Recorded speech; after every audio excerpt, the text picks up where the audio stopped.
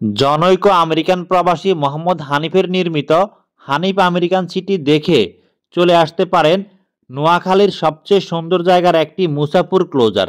এটি নোয়াখালী জেলার একদম শেষ প্রান্তে কোম্পানীগঞ্জ উপজেলায় অবস্থিত। এখানে বঙ্গোপসাগর তীরবর্তী বিস্তীর্ণ সবুজ মাঠে প্রচুর বেড়া চড়তে দেখা যায়। এছাড়া মুসাপুর ক্লোজারে অনেক খেজুর গাছ এবং নারকেল গাছ রয়েছে।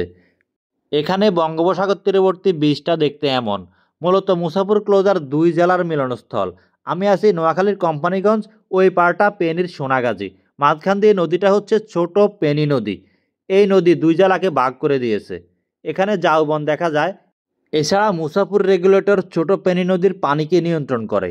এই রেগুলেটর বা বাঁধ পার হয়ে পেনি অংশে গেলে এখানে বিস্তীর্ণ মাঠে প্রচুর মহিষ চড়তে দেখা যায়। তবে এখানে গাড়ির সংখ্যা খুবই অপ্রতুল। নোয়াখালীর বিখ্যাত খাবার মহিষের দুধের দধি মিস করবেন না।